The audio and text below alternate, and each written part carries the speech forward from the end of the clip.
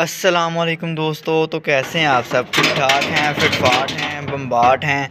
तो एक बार फिर आपकी खिदमत में हाज़िर हुए एक नई वीडियो के साथ। तो आज सर्दी बहुत ज़्यादा है और अपने परिंदों को, और सबसे पहले तो मैं आपको ये कहना चाहूँगा कि अपने परिंदों को ठंडी हवा से बचाएं दोस्तों। ठंडी हवा जो है ना, इनके लिए बहुत ज़्यादा नुकसानदेह है। और आज का जो हमारा टॉपिक है वो ये है कि अपनी मुर्गियों को आप, अक्सर मुझे व्हाट्सएप पे भी बहुत ज़्यादा कमेंट्स आ रहे हैं, सॉरी मैसेज आ रहे हैं कि भाई उसामा ये बताएं कि मुर्गियों के लिए गंदम ज़्यादा बेस्ट रहती है या फिर जो फ़ीड आती है, कमर्शियल फ़ीड आती है, वो ज़्यादा बेस्ट रहती है। तो उस टॉपिक पे आज हम बात करेंगे।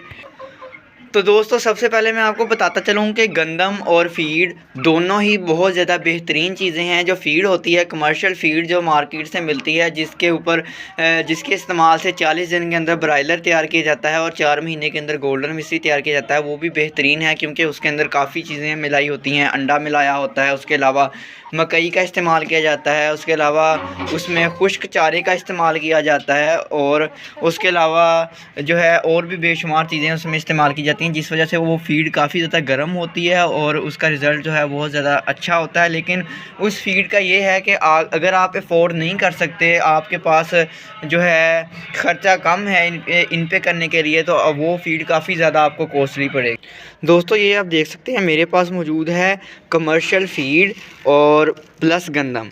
तो दोनों चीज़ें मैंने मिक्स करके रखी हुई हैं। उसके अलावा मैं अलग अलग भी इस्तेमाल करवा देता हूँ, लेकिन मैंने इस बार जो है मिक्स करके रखी हुई हैं क्योंकि इस बार जो है मैंने कहा चलो इनको जो है ना मल्टीग्रेन्स का इस्तेमाल करवाया जाए। तो ज़्यादातर मैं गंदम का इस्तेमाल करवाता हूँ क्योंकि कमर्शियल फ़ीड काफ़ी ज़्यादा कॉस्टली पड़ती है। तो आप देख सकते हैं ये सामने गंदम और फ़ीड को मैंने मिक्स करके इस्तेमाल करवाना शुरू किया हुआ है। लेकिन अगर आप जो है फ़ीड अफोर्ड नहीं कर सकते तो मैं आपको यही मशवरा दूंगा कि आप गंदम का इस्तेमाल करवाएं। गंदम बहुत ज़्यादा गर्म होती है, सर्दियों के अंदर इसके रिज़ल्ट बहुत अच्छे आते हैं। गर्मियों के अंदर जो है जब गर्मी ज़्यादा होती है तो गंदम का इस्तेमाल फिर कम कर देना है आपने। उसकी जो ये होती है कि गर्मियों में गंदम की तासीर जो है वो काफ़ी गर्म है, तो जब सख्त गर्मी पड़ती है तो फिर मुर्गियां जो है ये खाकर काफ़ी ज़्यादा जो है ना गर्मी का शिकार हो जाती हैं, उल्टियां वगैरह भी उन्हें आ सकती हैं। तो इस वजह से आपने गर्मियों में गंदम का इस्तेमाल कम करना है। लेकिन सर्दी के अंदर आप दोनों चीज़ें बेस्ट हैं, लेकिन अगर आप अफोर्ड नहीं कर सकते तो मैं आपको यही मशवरा दूंगा कि आप गंदम का इस्तेमाल करवाएँ। गंदम बेहतरीन मुर्गियों के लिए ताकत वाले जो हैं ये दाने होते हैं।